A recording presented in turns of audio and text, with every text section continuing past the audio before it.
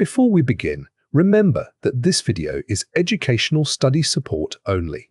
It isn't official government guidance, legal advice, or immigration advice, so always verify important details on Gov UK. If you're preparing for the Life in the UK test, this topic is worth understanding, not just memorizing.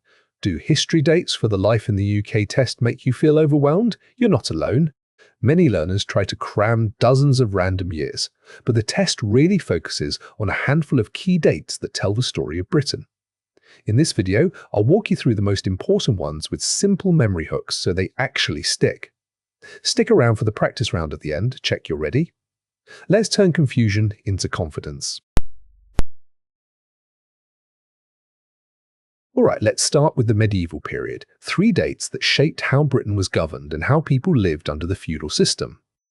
In 1066, William the Conqueror defeated King Harold at the Battle of Hastings, changing England forever. This brought Norman rule, new castles like the Tower of London, and the feudal system where land was held in return for loyalty. Remember, the key image is the Bayeux Tapestry. It tells the story in pictures. A common mix-up is thinking Harold was already king for years, but he was newly crowned and facing 2 invasions. So, anchor this date with 1066, Hastings, Harold, and William. King John was forced by his barons to agree to the Magna Carta in 1215, which limited royal power and protected certain rights. It wasn't democracy, but it was a first step toward the rule of law, a key British value. Picture the king sealing the document at Runnymede, not signing, there's no signature. A trap. Some learners think it gave everyone rights, but it mainly benefited the barons and freemen. Remember, 1215 is about great charters and limits on the king. Around 1348, the Black Passing arrived in England, harming up to half the population. This massive loss of life changed society. With fewer workers, peasants could demand better wages, eventually leading to the end of the feudal system. The common error is thinking it was a single year, but it lasted in waves. Still, 1348 marks the outbreak that reshaped medieval England. Remember 1348, rats, fleas, and social change. Next, let's move into the dramatic Tudor and Stuart periods, religious upheaval, civil war, and a revolution that defined constitutional monarchy. In 1534, Henry V, the One-Eyed Eye, declared himself supreme head of the Church of England after the Pope refused to annul his marriage. This act of supremacy started the English Reformation, leading to centuries of religious tension. A common mix-up, Henry didn't become Protestant by belief, he kept many Catholic practices. But the break laid groundwork for later Protestantism. Watch for signals, 1534, supreme head and annulment denied. Tensions between King Charles I and Parliament over money and power erupted into civil war in 1642. The conflict ended with the king's execution and a temporary republic under Oliver Cromwell. Many learners think Cromwell became king, but he was Lord Protector, not a monarch. The war tested the idea that Parliament should have a say, a principle that echoes in British democracy.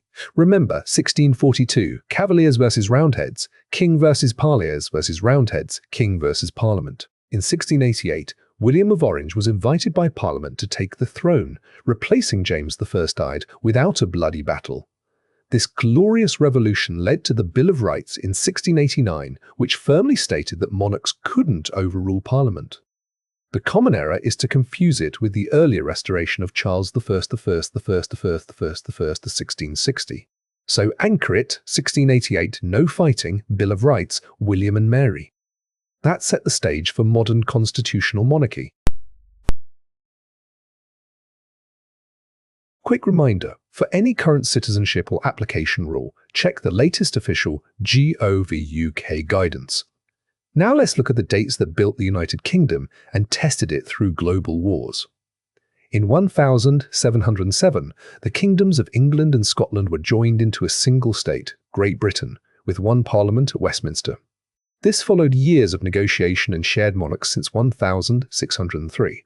Many learners think Wales joined at the same time, but Wales had been annexed earlier. Remember, 1707, Great Britain born, one country, one parliament. The Union flag began to take its shape. From 1914 to 1918, Britain fought in the First World War, a brutal conflict that changed society.